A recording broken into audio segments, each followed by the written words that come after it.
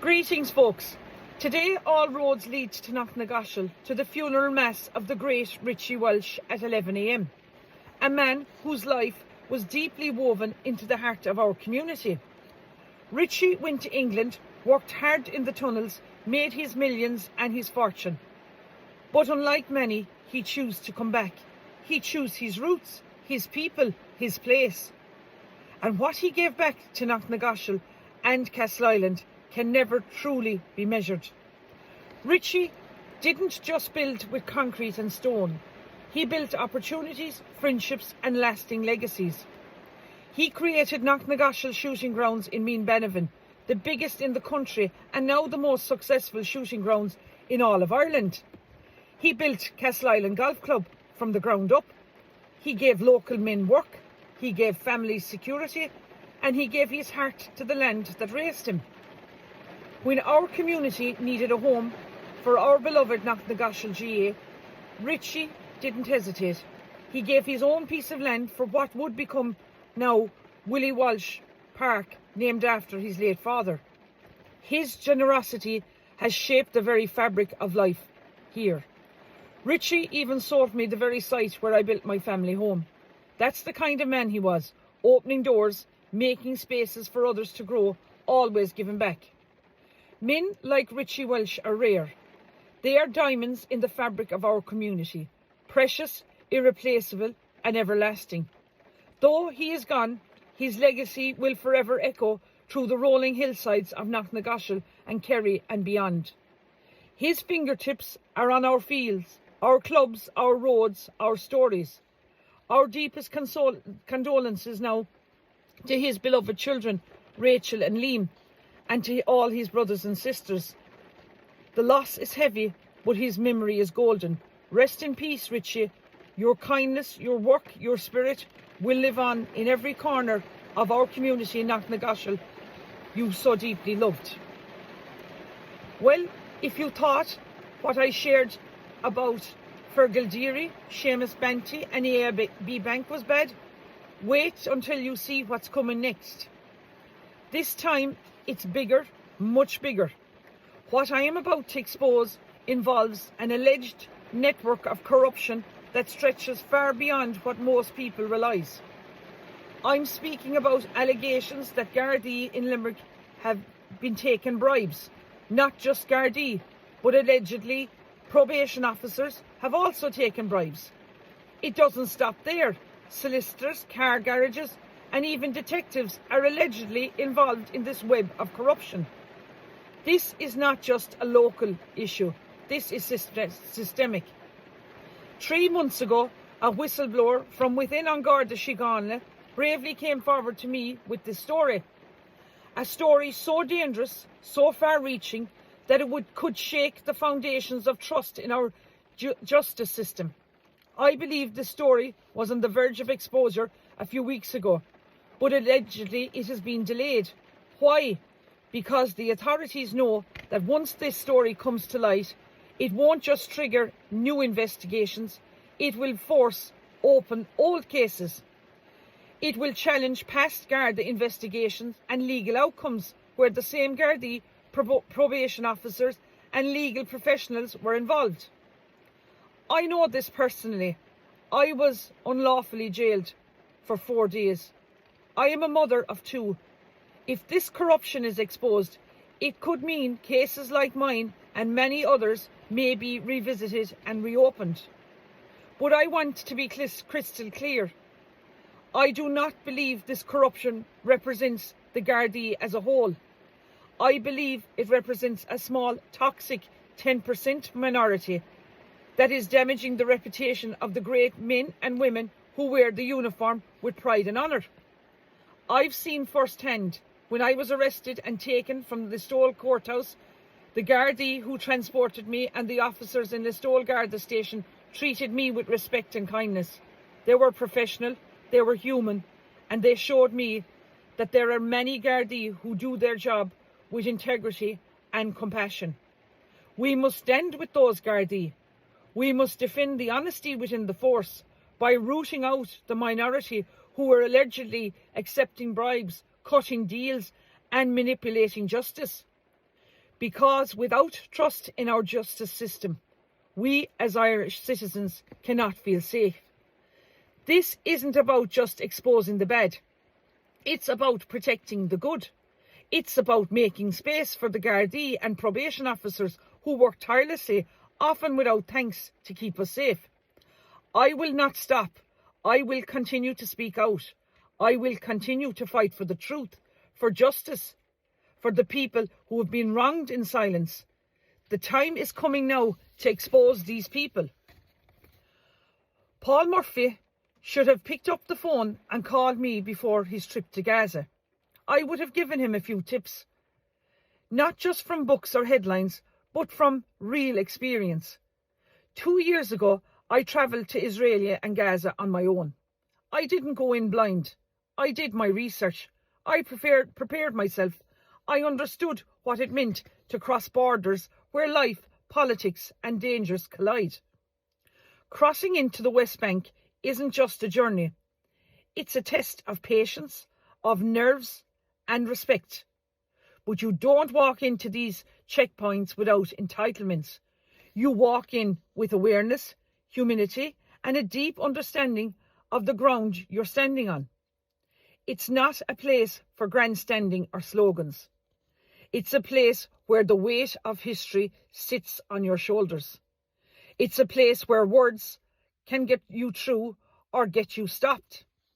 Paul might get away with certain things back here in Ireland, but out there, the stakes are real. The people, the culture, the authorities, they won't have time for political performances. The Irish might tolerate some of the Irish, Paul Murphy, your speeches, but others won't. When Paul Murphy was detained in Egypt and his phone was taken live on air, I thought to myself, this is exactly what happens when you don't respect the process, when you don't fully understand the environment you're stepping into. The Egyptian authorities don't play games. They confiscated passports. They silenced him in seconds. Out there, no one is interested in whether you're a TD or what party you belong to. Out there, you were just a traveller who must know the rules, the language of respect and the dangers of arrogance. Paul Murphy's heart may have been in the right place, but sometimes passion without preparation is dangerous, not just for yourself, but for the cause you're trying to support. I don't say this to attack him. I say this because if we truly care about people, whether they're Irish, Palestinian or anyone suffering, we need to act wisely. We need to move carefully. We need to show respect. What's needed now is not attention-seeking or political games. What's needed is solidarity and wisdom, courage with preparation, voices that just don't shout but know how to listen. It's not about being left or right. It's about the right way to help.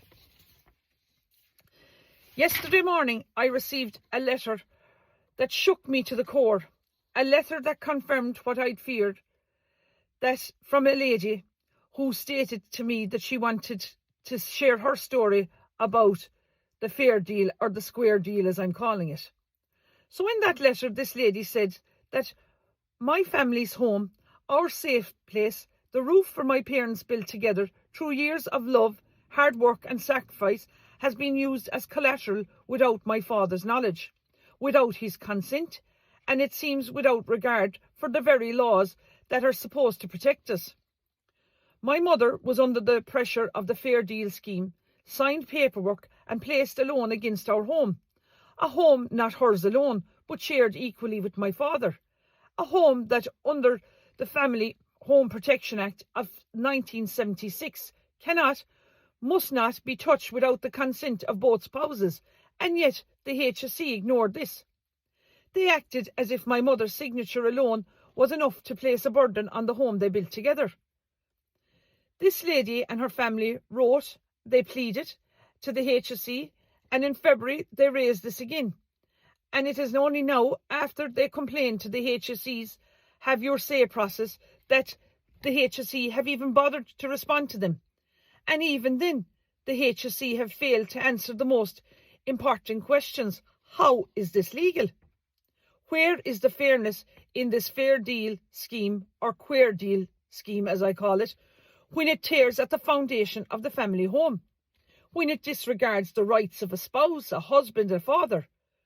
Where is the justice when families must fight letter by letter, day by day, for answers that should have never been withheld? This is not about money. The loan itself is small, but the principle, the right, the law, they are enormous. The principle that no family's home should be mortgaged without the other's consent. The law that the family home is sacred, a space protected under Irish legislation, regardless of what scheme or system is in question. Is the HSE now above the law, is the question I'm asking. Is the Fair Deal scheme or the Queer Deal scheme immune to the Family Home Protection Act? They have sought legal advice. They have read the legislation, and nowhere does it say that they can override the rights of a married couple. I ask you, if this can happen to these people, how many more other families has this happened to without their knowledge? How many husbands, how many wives have had their security of their family home quietly taken from them, buried in paperwork they never saw, they never signed, or never agreed? If this has happened to you, please contact me at info@michellekeane.ie, because this now, I seem to have opened up a can of worms. Look, now more than ever, we need to listen carefully and stand together as Irish people, north and south. Reporters like Dougie Beattie from GB News have been on the ground in Ballymena and Portadown, speaking directly to the people who have been living with real serious concerns. For days now, he's been calling out what many have seen but few have spoken about: issues of crime, drugs, prostitution, and the impacts of illegal activities right in the heart of these towns. Even some media outlets that usually ignore these voices are starting to take notice. But this isn't about left or right. This is about protecting our communities, our children, and our way of life. It's about facing the truth and working together, not tearing each other apart. We need unity now, not division. Not violence. North and South must come together as one, as Irish people, to demand real action from our Irish government, to ensure fair and safe policies on immigration, and to protect the dignity of all those who call this island home. Civil war may be approaching, but it's not the answer. Peace is the only way forward.